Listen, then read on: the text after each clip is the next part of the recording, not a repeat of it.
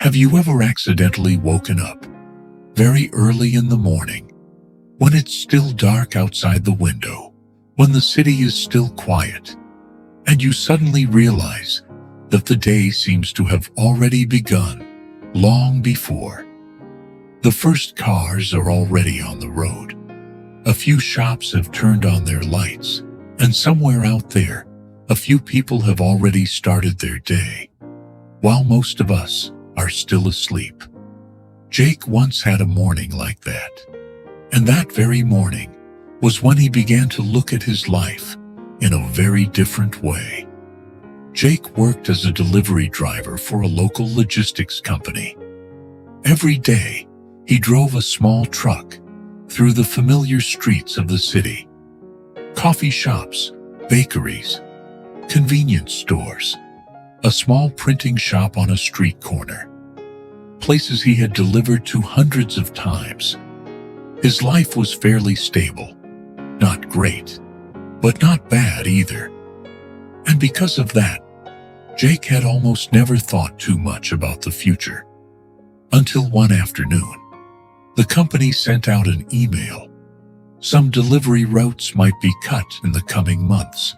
Not all of them, but enough to make many drivers start worrying. Jake read the email twice, then 3 times, and for the first time in many years, he realized something that made him feel a little shaken. In 6 years of working, he had barely learned any other skills. If his income dropped, he wasn't sure what else he could do. That thought didn't go away. It stayed with him the entire evening. The next morning, Jake's phone buzzed at 4:45. An urgent delivery request. A printing shop needed materials before 6 a.m., so they could finish a large order. Jake stared at the screen for a few seconds. He really didn't want to get out of bed. His body still felt heavy after the long day of driving yesterday. But eventually he got up. That's just how the job was.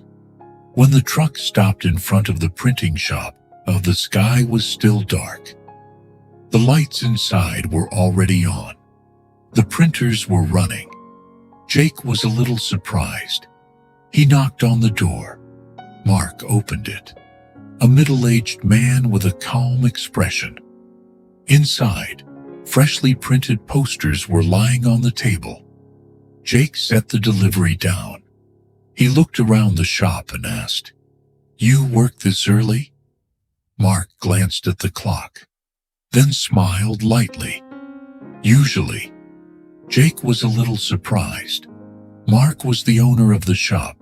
He could easily come in later. Maybe Jake's thoughts showed on his face. Mark looked at him for a few seconds. He noticed something. Jake's eyes were slightly red. His shoulders were a little slumped. Not just tired from lack of sleep, but tired from thinking too much. Mark asked a simple question. "You okay?" Jake was about to say yes, but somehow, after a few simple questions, he ended up saying more than he expected. He talked about the email, about the possibility of losing delivery routes, about worrying about his income, and about the feeling that he didn't have many options. Mark listened quietly. He didn't interrupt. After a moment, he asked, "What do you usually do in the morning before work?" Jake gave a tired laugh. He answered honestly, "Yesterday I drove almost 200 kilometers. When I got home, I just wanted to lie down. And the next morning, I sleep until it's time to go to work." Mark nodded. He thought for a few seconds. Then he said something that surprised Jake. "I used to be like you." Jake looked at him. Mark continued, If you really want to change something." He paused for a moment. "Try doing one thing." Jake waited. "Wake up at 5 a.m. every day." Jake chuckled a little, but Mark kept speaking. "You don't need to do anything big." He looked directly at Jake. Just think of one thing you want to learn, or something you've always wanted to try, anything, and give 1 hour in the morning to it. Jake didn't say anything. Before turning back to the printers, Mark added one more sentence. Do it for 90 days. That night, Jake went home.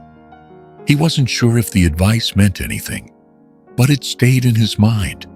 Before going to bed, he set an alarm. 5 a.m. The next morning, the alarm rang. Jake's first instinct was to turn it off. His body felt exhausted. A voice in his head said, "Just sleep a little longer." But then he remembered the email and the conversation with Mark. Jake sat up, slowly, and slightly annoyed. He opened his laptop. He didn't know what to learn. He scrolled through the internet, one video after another. Then suddenly he remembered something. Back in high school, Jake used to enjoy editing photos and videos, but after he started working, that idea slowly disappeared. He typed into the search bar, "Video editing basics." Hundreds of videos appeared. Jake watched a few of them. Then he signed up for a simple online course. At that moment, he didn't know yet what that small decision would lead to. The first week was really hard. Every morning the alarm rang at 5, and every morning his body wanted to go back to sleep. After a long day of driving, waking up early felt like a small battle. Some mornings Jake just sat in front of the screen, his eyes heavy. Some mornings he asked himself, "What am I even doing?" But he still opened the lesson videos, even if he only studied for 20 minutes. The second week felt a little different. Waking up was still difficult, but not impossible anymore. Jake began to understand some basic tools: cutting video, color correction, adding text, very simple things. But every time he managed to do something small, he felt a little better. By the third week, Jake noticed something strange. 5 in the morning no longer felt so unpleasant. Some mornings he even woke up before the alarm. The room was very quiet. No phone notifications, no traffic noise. Just him and time. Jake started to like that hour.